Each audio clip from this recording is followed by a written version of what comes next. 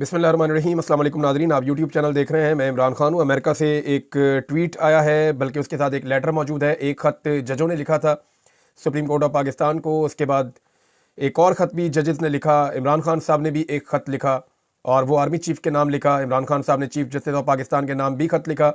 हर तरफ से मुकम्मल खामोशी है। इमरान खान साहब का ओपन लेटर पूरी दुनिया के अंदर रिपोर्ट हुआ। जो इमरान खान साहब ने आर्मी चीफ़ को लिखा कि आर्मी के इदारे ने या उसके जो झेली एजेंसियां हैं उन्होंने किस तरह पाकिस्तान की सियासत के अंदर मुदाखलत की और उसका पाकिस्तान को क्या नुकसान हो रहा है, और इस नुकसान को दूर करने के लिए फौरी तौर पे कौन सी चीज़ें करना नागुज़ीर है ताकि वो नुकसान काबू में आ सके। अवाम में और फ़ौज के अंदर जो खलीज पैदा हो रही है उसे संजीदगी के साथ दूर करने की ज़रूरत है। इसके ऊपर फ़ौजी क़यादत को भी सोचना चाहिए और सियासी क़यादत को भी सोचना चाहिए। अवाम तो देखें बिल्कुल सादा लोग हैं, वो तो रद्द-ए-अमल देंगे हर गलत चीज़ का। जब अवाम लगातार ये देख रही है कि पाकिस्तानियों के ऊपर और पाकिस्तान के ऊपर जुल्म और जबर हो रहा है, तो रद्द-ए-अमल के तौर पे वो फासला बढ़ाते चले जा रहे हैं और उनका ये फासला लगातार पाकिस्तानी फ़ौज के साथ बढ़ रहा है। इमरान खान साहब ने तफसीली जिक्र इसका किया था। अब जियो विल्सन, जिनके बारे में मैंने आपको पहले भी बताया था कि इनकी मोहसिन नकवी से मुलाकात हुई थी। पहली मरतबा ये पाकिस्तान की खबरों में मोहसिन नकवी साहब के ज़रिए से आए और ये इनका जनाब ऑफिशियल अकाउंट है, ट्विटर हैंडल है। और जो विल्सन जो हैं वो रिप्रेजेंटेटिव हैं अमेरिका के और एक सीनियर सियासतदान है, डोनाल्ड ट्रंप की टीम का हिस्सा है।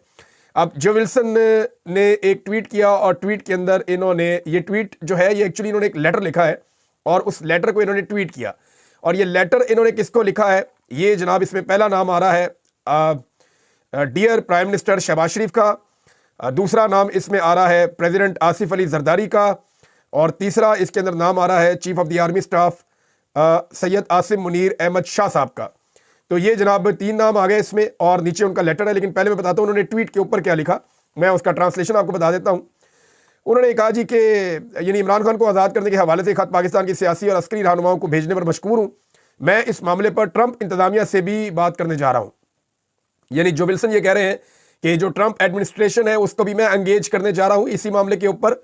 और पाकिस्तान और अमेरिका के ताल्लुकात उस वक्त मजबूत होते हैं जब पाकिस्तान में जमहूरियत होती है। इमरान खान को आज़ाद करो, ये उन्होंने ट्वीट में लिखा। अब जनाब अगर उनके आप लेटर को देखें तो लेटर क्या कह रहा है, चंद चीज़ें मैं आपको सिंपली बता देता हूँ। इस लेटर के अंदर पाकिस्तान और अमेरिका के जो मजबूत ताल्लुकात हैं वो दोनों मुल्कों के मफाद में है और 75 साल के हमारे बाहमी ताल्लुकात हैं, रिलेशन है अमेरिका के और पाकिस्तान के बीच में। और हमारे पाकिस्तान के साथ ताल्लुकात मजबूत होते हैं जब पाकिस्तान के अंदर जमहूरियत होती है और रूल ऑफ लॉ होता है। इमरान खान साहब की जो नाइंसाफ़ी के तौर पर उन्हें कैद में रखा गया है, इस हवाले से उन्होंने ये लेटर लिखा है। इसके बाद ये आगे कहते हैं, इस हवाले से मैं लिख रहा हूँ और इमरान खान साहब के साथ मेरे बहुत सारे इख्तलाफात हैं और उन्होंने कुछ इख्तलाफात का जिक्र भी किया। उन्होंने कहा जी चाइनीज़ कम्युनिस्ट पार्टी के हवाले से मेरा इख्तलाफ है उनसे, और प्यूटन जो जिनको वो वॉर क्रिमिनल कह रहे हैं उसके हवाले से उन्होंने कहा मेरा इमरान खान से इख्तलाफ है। लेकिन इसके बावजूद वो ये कहते हैं कि जमहूरियत जो है वो काम नहीं कर सकती कि अगर सियासतदानों के साथ ऐसा किया जाए जो इमरान खान साहब के साथ हो रहा है नाइंसाफ़ी, और उन्हें डिटेन किया जाए नाइंसाफ़ी के साथ। और साथ ही उन्होंने कहा जी कि उनके खिलाफ जो है वो पोलिटिसाइज्ड किस्म के चार्जेस लगाए जाए सियासी नौयत के। और साथ ही उन्होंने कहा जी उसके लिए ज़रूरी है कि जो बैलेट के अंदर फैसला हो उसको माना जाए। यानी साफ साफ बात यह है कि वो ये कह रहे हैं कि इमरान खान के साथ जो हो रहा है वो ज़्यादती हो रही है। मेरे इमरान खान साहब से इख्तलाफात अपनी जगह पे हैं, लेकिन उन इख्तलाफात के बावजूद मैं ये समझता हूँ कि पाकिस्तान के अंदर ये जो फैसला लोगों ने किया था इलेक्शन में वोट डालने के बाद, जो बैलेट में फैसला हुआ था वही सही फैसला था, उसी के मुताबिक जो है वो पाकिस्तान को आगे बढ़ना चाहिए था। लेकिन जहाँ इमरान खान के साथ ज़्यादती की गई, उन्हें गिरफ्तार किया गया, नाइंसाफ़ी उनके साथ की गई है। इसके बाद वो ये कह रहे हैं वो पाकिस्तानी हुकूमत से ये I urge Pakistan to uphold democratic institutions. मैं पाकिस्तानी हुकूमत से ख्वाहिश का इज़हार उन्होंने किया कि जो जमहूरी इदारे हैं उनके मामलात हों या ह्यूमन राइट्स के मामलात हों, रूल ऑफ लॉ का मामला हो और बुनियादी इंसानी हकूक़ का मामला हो, फ्रीडम ऑफ प्रेस यानी मीडिया की आज़ादी का मामला हो, फ्रीडम ऑफ असेंबली यानी लोग एहतजाज करना चाहते हैं तो उन्हें उनका ये हक दिया जाए, एंड फ्रीडम ऑफ स्पीच और लोगों के बोलने का इख्तियार, ये तो पाकिस्तान से बिल्कुल छीन ही लिया गया अभी जो काला कानून लाया गया उसके बाद। और ये कह रहे हैं पाकिस्तान के लोगों को ये सारी चीज़ें मिलनी चाहिए, अनफॉर्चुनेटली पाकिस्तान में नहीं मिल रही। साथ ही उन्होंने कहा जी मैं पाकिस्तान से ये दरख्वास्त करता हूँ कि इमरान खान को जो है वो रिहा किया जाए, और ये अगर आप एक स्टेप उठा लेते हैं तो ये पाकिस्तान के और अमेरिका के ताल्लुकात में बेहतरी की जानिब या बेहतर ताल्लुकात की जानिब एक कदम होगा। ये जनाब जो विल्सन ने एक ख़त लिखा है। अब ये वो बंदा है जिसको जाके मोहसिन नकवी ने समझाया था कि इमरान खान सही बंदा नहीं है। अब इस कदर नालायकी, इस कदर नकम्मापन और इस कदर ये लोग, इनको समझ ही कोई नहीं है। यानी जिस एक बंदे को जाकर इन्होंने समझाया, यानी ट्रंप एडमिनिस्ट्रेशन का तो बंदा ही कोई नहीं मिला ना। मोहसिन नकवी को तो जितने बंदे मिले वो दूसरी पार्टियों के इधर उधर से पकड़े हुए थे, सही बंदा तो इनको टकरा ही कोई नहीं। ये एक मुलाकात उनकी हुई थी डोनाल्ड ट्रंप के जो करीबी लोग हैं उनमें से एक बंदे से, और इस मुलाकात के ऊपर उन्होंने ढोल पकड़ के टीवी के ऊपर खबरें चला दी कि जनाब मोहसिन नकवी साहब की बड़ी आम तरीन मुलाकात होगी। अब वो बंदा उस दिन से गले पड़ा हुआ और ये लेटर उसने लिख दिया है। एक तो ये लेटर लिखा है ना, इसकी तरतीब ही गलत है। यहां पे जो 3 नाम लिखे हैं, पहला नाम लिखा है वज़ीर आज़म का, दूसरा सदर का और तीसरा आर्मी चीफ का। यहां पहला नाम आर्मी चीफ का होना चाहिए था। अमेरिकन को अगर पाकिस्तान के साथ ताल्लुकात में गुज़िश्ता 70 साल में ये बात समझ नहीं आई ना, तो फिर उन्हें कोई भी बात समझ नहीं आई। पाकिस्तान के अंदर ये अर्दली हुकूमत है, ये जितने एमएनए थे ये जाली हैं, जितने एमपीए थे ये जाली हैं, और जाली एमपीए और एमएनए से वोट लेने के बाद ये सदर और वज़ीर आज़म बने हुए हैं, ये भी जाली हैं। भाई जो बंदा आकर बैठा हुआ है, जिसके पास इख्तियार है, जिसके सारे जूते पॉलिश करते हैं, उसका नाम लिखे आप टॉप पे। बाकी दोनों को लिख के तो गलती की, उनको तो लिखना ही नहीं चाहिए था। लेकिन अमेरिकन जो है ना वो बज़ाहिर जमहूरी है, उन्हें ये पता है कि हमने जो ऑर्डर है वो क्या होना चाहिए, उसूलन उनको पता है। आइन के अंदर लिखे हुए ओहदों के मुताबिक आप चलें तो ये ऑर्डर ठीक है, लेकिन अगर आप जमीनी हकायक के मुताबिक चलें तो ये ऑर्डर गलत है। वहां ये ऑर्डर होना चाहिए था, पहले नंबर पर आर्मी चीफ, दूसरे नंबर पर जो है वो सदर को ले आते, फिर 30-40 बंदों के बाद जो है वो शहबाज शरीफ साहब का नाम आता है।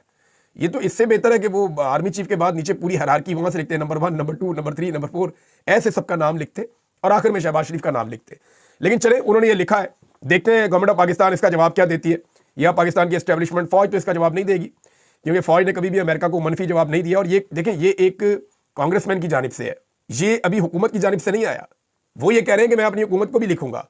दूसरा, मैं आपको पहले बता चुका हूं कि अमेरिका के अंदर 2 चीजें और होने जा रही हैं। एक, अमेरिका में जो ओवरसीज पाकिस्तानी हैं वो एक करारदाद लेकर आना चाहते हैं जिसको बाइंडिंग रेजोल्यूशन कहते हैं, जो एक कानून की हैसियत रखती है। अगर वो करारदाद पास हो गई तो अमेरिका को उस करारदाद के मुताबिक एक्शन लेने पड़ेंगे। एक तो आप ये बात ज़हन में रखें। दूसरा, जो ओवरसीज पाकिस्तानी है अमेरिका में, वो एक काम और भी करने जा रहे हैं। वो काम ये है कि एक रिपोर्ट है उनके पास, ना सिर्फ वो रिपोर्ट है बल्कि एक तहकीकाती रिपोर्ट है। उन्होंने एक फॉरेंसिक इन्वेस्टिगेशंस करवाई थी एक एजेंसी से, जिन्होंने बड़ी तफसील इसकी डिटेलिंग इसकी की थी कि 9 मई का वाकया कैसे हुआ, इससे पहले क्या हुआ, इसके बाद क्या हुआ। उनके पास कोई 25 के करीब ऐसे इंटरव्यूज हैं जो आपने आज तक नहीं देखे। उनके पास ऐसी फुटेजेज हैं जो आपने आज तक नहीं देखी हैं, उनको छुपाया गया। कुछ मेहरबानों ने उनको कुछ चीज़ें पहुंचाई हैं। तो अमेरिका में बाकायदा एक प्राइवेट एजेंसी ने इसके ऊपर पूरी तहकीकात की थी, और ये ओवरसीज पाकिस्तानियों ने बाकायदा पैसा देकर करवाई थी। और वो बड़े हाई प्रोफाइल लोग हैं, वो बड़े सही तरीके से साइंटिफिक बुनियादों पर वो अपना काम करते हैं। तो उनकी रिपोर्ट मौजूद है। आने वाले दिनों में ओवरसीज पाकिस्तानी उस रिपोर्ट को ट्रंप एडमिनिस्ट्रेशन के सामने रख के इस मामला को मीडिया के सामने भी लेकर आएंगे। ये मामला उठेगा आने वाले दिनों में। तीसरी एक और डेवलपमेंट जो वो करने जा रहे हैं कि जैसे उन्होंने पहले एक लेटर लिखा था और कांग्रेसमैन से खतूत उसके ऊपर साइन करवाए थे, 1, 2, 3, 4, 5, 6, 7, 8, तो पहले वो 50 से ऊपर, 60 से ऊपर पहुंच गए थे। इस मरतबा दोबारा वो लेटर लिख रहे हैं और वो कोशिश कर रहे हैं कि मैक्सिमम जो कांग्रेसमैन है उनके साइन करवाए जाए, और साइन करवाने के बाद जो ट्रंप एडमिनिस्ट्रेशन है या इस वक्त जो अमेरिका का जो गवर्नमेंट है, स्टेट डिपार्टमेंट है, उनको वो लेटर भेजा जाए ताकि उसकी रोशनी में फिर मामला आगे बढ़े। ये 3 चीज़ें आने वाले दिनों में ओवरसीज अमेरिकन जो है वो बड़ी तेज़ी से करने के लिए तैयारी कर रहे हैं और करने जा रहे हैं। इमरान खान साहब का एक स्टेटमेंट, ये स्टेटमेंट जो है ये इसने आग लगा दी है। एक जुमला इमरान खान साहब का और सोशल मीडिया पे आया और तबाही फिर गई। एक जुमला, इस जुमले में इतनी पावर है कि कांपे टांग गई है इमरान खान साहब के मुखालिफिन की। यानी इस बात से उन्हें खौफ आता है कि अगर ये हो गया तो हमारा क्या होगा। इमरान खान साहब ने बोला कि मैं वापस आऊंगा, बस मैं वापस आऊंगा, ये इमरान खान साहब ने कहा है। उनके इस छोटे से जुमले में इतनी ताकत है ना कि पूरी की पूरी रियासती मशीनरी जो है वो खौफ में मुब्तला है। सब मिलके उसको रोकते जा रहे हैं, लेकिन उस आदमी का यकीन देखें आप, उसका अल्लाह रब्बुल इज्जत पे भरोसा देखें आप कि वो कितने यकीन से कह रहा है कि मैं वापस आऊंगा। आज तक कोई ऐसा नहीं कर सका। इतना जुल्म और फस्तायत पाकिस्तान में किसी सियासतदान ने बर्दाश्त नहीं की, जो अभी मौजूद है सारे इनमें से किसी ने नहीं की। जुल्फिकार अली भुट्टो की कैद को मैं एक कैद मानता हूं, या जो शेख मुजीब के साथ किया गया उसको मैं मानता हूं। यह पुराने अदवार के अंदर होता था। अभी जितनी लीडरशिप है हमने किसी के साथ इतना जुल्म जबर फस्तायत होती हुई नहीं देखी। जरदारी साहब को भी कैद में रखा हुआ था। वो मरहूम जो ज़िया शाहिद साहब थे वो बताकर गए हैं कि मैं उन्हें मिलने के लिए गया तो 7 वाली कोठी में थे वो। वहां पे कुछ एक्ट्रेस उनकी खिदमत में मामूर थी और जबरदस्त माहौल था, खाबे चल रहे थे, दावतें चल रही थी। तो ये थी जरदारी साहब की कैद, जेल के अंदर नहीं, जेल के साथ कोठी में। इसी तरह जो नवाज शरीफ साहब की कैद है, जाके आप वो जगह देख लें। शहबाज शरीफ साहब का अपना लिखा हुआ लेटर है कि मेरे भाई का एसी नहीं उतारना, और इमरान खान साहब ने इस कैद में एसी देखा ही नहीं कि कैसा होता है। तो इमरान खान की कैद में और इन सब लोगों की कैद में जमीन आसमान का फर्क है। तो इमरान खान साहब जब ये जुमला बोलते हैं ना कि मैं वापस आऊंगा, तो इनके 14 तबक रोशन हो जाते हैं, इनकी हड्डियों के अंदर जो है वो खौफ उतर जाता है। उतरना भी चाहिए। जब आपने ऐसी हरकतें की हैं तो उसका खुमियादा तो आपको भुगतना पड़ेगा। अवाम तो आपकी शक्ल देखने के लिए तैयार नहीं है, आपका नाम सुनने के लिए तैयार नहीं है, और जिसको अवाम लीडर मानती है वो अब सिर्फ जेल के अंदर है। ये चंद सुलाखें हैं, इनसे बाहर आने के बाद फिर वो आपके काबू नहीं आएगा। जो मुझे समझ आ रही है अब तक वो तो यही है। लेकिन देखते हैं इमरान खान साहब, देखें वो अभी तक तो कंप्रोमाइज नहीं कर रहे, और मुझे नहीं लगता कि वो कंप्रोमाइज करेंगे, क्योंकि उनके पास अब खोने के लिए बचा कुछ नहीं है।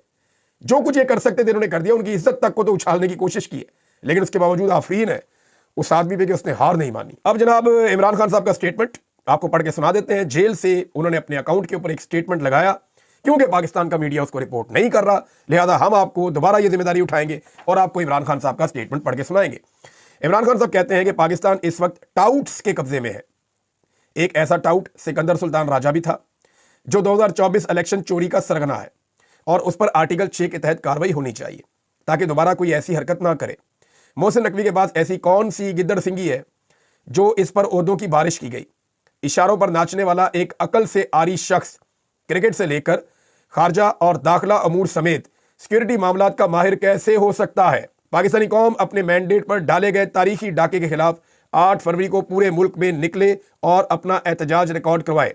सिर्फ 17 नशिस्तें जीतने वाली पार्टी को इक्तदार देकर अर्दली हुकूमत मुल्क पर मुसल्लत कर दी गई, जो पाकिस्तान के हर इदारे को तबाह कर रही है। मैं अदलिया की आज़ादी के लिए दी गई 10 फरवरी की पाकिस्तान भर की बार एसोसिएशंस और वकला की कॉल की भी हमायत करता हूँ। मुल्क में कानून की हुक्मरानी के बगैर किसी किस्म का इस्तेहकाम मुमकिन नहीं है, और कानून की हुक्मरानी आज़ाद अदलिया के बगैर मुमकिन नहीं हो सकती। जिस तरह 26वीं आईनी तरमीम के जरिए अदलिया को कंट्रोल करने की गर्ज से मुल्क में आइन और कानून की धज्जियां उड़ाई गई हैं, इसके खिलाफ पाकिस्तानी अवाम में शदीद नफरत पाई जाती है। जो हालात हैं, इससे यह तासुर मिलता है कि मौजूदा निज़ाम जमहूरियत के खिलाफ बाकायदा बरसरे पैकार है, और रोज़ एक ऐसा नया कदम उठाया जाता है जो जमहूरियत की रूह के ऐन मुनाफी हो। रवायती मीडिया तो पहले ही बूटों के नीचे दबा हुआ है, अब पीका का काला कानून मंजूर करके अवाम की हक के रायदही का वाहिद जरिया भी यानी सोशल मीडिया भी मार्शल लॉ लगा दिया गया है उसके ऊपर भी। ये ज़बानबंदी की कभी तरीन कोशिश है, और पाकिस्तान को बैन अवी पाबंदियों से करीब तर करने में अहम किरदार अदा करेगा। पाबंदियां लग जाएंगी इसके बाद आपके ऊपर, और इमरान खान साहब पहले इशारा कर रहे हैं। मैं बार बार बता रहा हूं कि ये हरकतों से बाद आ जाओ, इंटरनेशनल पाबंदियां लग जाएंगी, फंस जाओगे सारे के सारे। लेकिन इन्हें अपने ओहदों के अलावा, अपनी सीटों के अलावा कुछ और नजर ही नहीं आता। हटो बच्चों चल रहा है जनाब, इधर से सल्यूट बज रहा है, उधर से सलाम हो रहा है, प्रोटोकॉल मिल रहे हैं, गाड़ियां इंजॉय कर रहे हैं, बड़ी बड़ी तनख्वाहें हैं, ओहदे इंजॉय कर रहे हैं, मुराद इंजॉय कर रहे हो। भाई आलमी पाबंदियां लग जाएंगी, पूरा मुल्क मुतासिर हो जाएगा, होश के नाखून ले ले। बहरहाल इमरान खान साहब ने कहा कि पीका का कानून अगर लागू करना ही है तो सबसे पहले शहबाज शरीफ पर लागू किया जाए, जिन्होंने मुल्क की तारीख के सबसे धांधली ज़दा इंतखाबात को फ्री एंड फेयर करार दिया। उन्होंने 26 नवंबर के कत्ले आम को भी झुटलाया और यह कहा कि गोली नहीं चली और ना ही कोई शहादत हुई, लिहाजा पीका कानून के तहत सबसे पहली सजा शहबाज शरीफ को मिलनी चाहिए। बददयानत लोग कभी न्यूट्रल अंपायर नहीं चाहते। रजीम क्योंकि खुद 26 नवंबर और 9 मई के वाकयात में मुलविस है, इसलिए इनसे शफाफ जुडिशल कमीशन की तवक्को नहीं रखी जा सकती। हम जुडिशल कमीशन का क़याम सिर्फ इसलिए चाहते हैं क्योंकि हम इंसाफ के मुतलाशी हैं। जो मुजरिम हैं वो नहीं चाहते कि हकीकत सामने आए। 18वीं तरमीम के तहत किसी भी सूबे के IG और चीफ सेक्रेटरी की तकर्री सूबाई हुकूमत की सवाबदीद है। एक मरतबा फिर आइन की धज्जियां बखेरते हुए सूबाई हुकूमत के दिए गए 3 नामों को अपने पॉकेट लाश के जरिए रद्दी की टोकरी में फेंक कर खैबर पख्तूनख्वा में वफाक की मर्जी का IG इंस्टॉल कर दिया गया है। मैं अली अमीन को खुसूसी हदायत कर रहा हूं कि मेरे सूबे की आवाम के हकूक का तहफ़्फ़ुज़ आपकी जिम्मेदारी है। मुल्क के बाकी तीनों सूबों में पहले ही हमारे कारकुनान के खिलाफ जुल्म और बर्बरियत का बाजार गर्म है। अगर खैबर पख्तूनख्वा में भी हमारे कारकुनान को यह सब बर्दाश्त करना पड़ा तो इसकी जिम्मेदारी सूबाई हुकूमत और वज़ीर आला पर होगी। हमारे किसी वर्कर के खिलाफ कोई ज्यादती हुई तो फौरी एक्शन लेकर IG को फारिग करना है।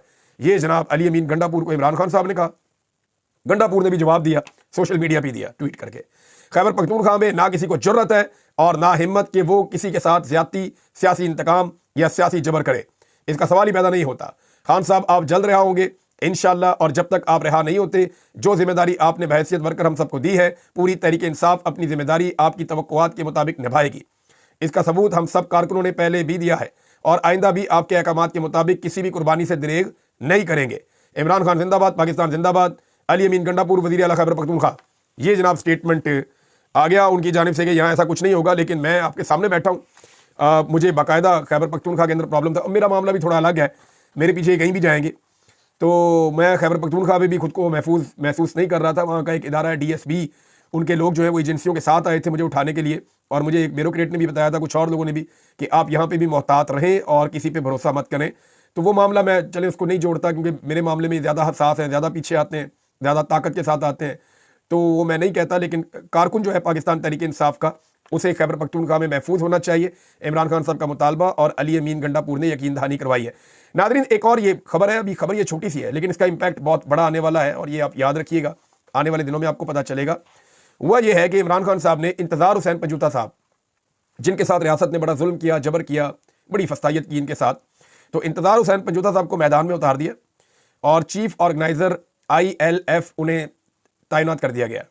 यानी ये उहदा दे दिया गया है इंतज़ार हुसैन पंजूता साहब को, वो चीफ ऑर्गेनाइज़र रहेंगे ILF के, इंसाफ लॉयर फोरम के। और ये जनाब इंतज़ार पंजूता साहब अब वकला तैयार हो जाएं, क्योंकि वो तंजीम जितनी भी थी वो तहलील कर दी गई है, और अब ये नई तंजीम बनेगी।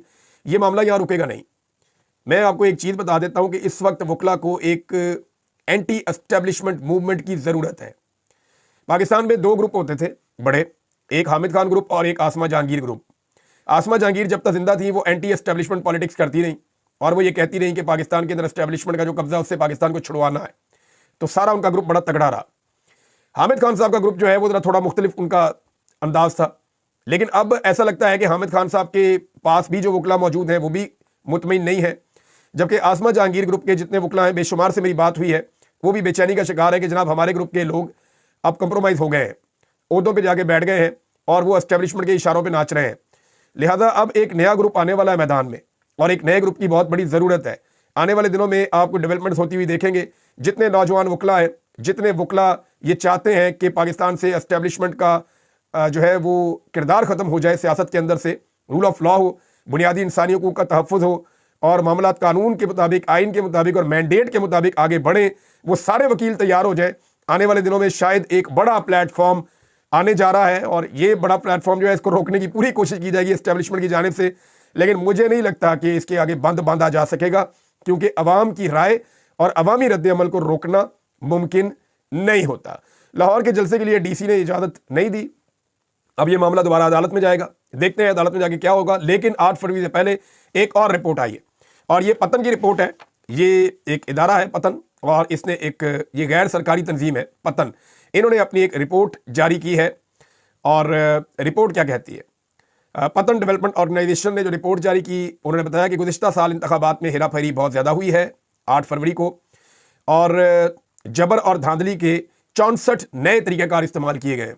यानी इससे पहले जो तरीक़ाकार थे पुराने रवायती तरीके धांधली करने के, उनसे हटकर 64 नए तरीके धांधली के जो है वो इस्तेमाल किए गए हैं। पाकिस्तान की एस्टेब्लिशमेंट ने नई साइंस जारी की है धांधली की। उसमें बता रहे हैं कि जनाब इसके अंदर जो इनकी रिपोर्ट है वो ये है कि वोटरों के खिलाफ जंग के उन्वान से पहला हिस्सा इन्होंने अभी जारी किया है, और इसमें बताया गया है कि बेमिसाल धांधली के बाद आइन के ढांचे और रूह को मसा करने के इकदाम हुए हैं। रिपोर्ट के मुताबिक अदलिया को महकूम किया गया, मीडिया, आज़ाद सहाफ़ियों और सोशल मीडिया कारकुनान को दबाने के लिए इकदाम हुए, इलेक्शन कमीशन वेबसाइट पर इंतखाबी नताइज का ऑडिट किया, इंतहाई तशवीशनाक रुझानात सामने आए हैं।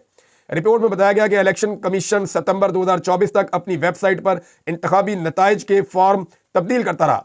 लाहौर के मुतअद्दिद कौमी हलकों के सैकड़ों पोलिंग स्टेशन पर राय दहिंदगान का टर्नआउट 80% से ज़्यादा था। मुमकिन ही नहीं है। मजीद उन्होंने बताया कि कुछ हलकों में यह टर्नआउट 100% से भी ज़्यादा था, यानी जितने वोटर हैं उससे ज़्यादा भी वोट पड़ गए कई जगहों पर, जो नामुमकिन है। मुतल्लिका सूबाई हलकों के मुश्तरका पोलिंग स्टेशनों पर टर्नआउट 40% था, यानी सूबाई हलकों में बहुत ही नीचे था। उनकी रिपोर्ट के मुताबिक ये रुझान पंजाब और कराची में ज़्यादा पाया जाता है।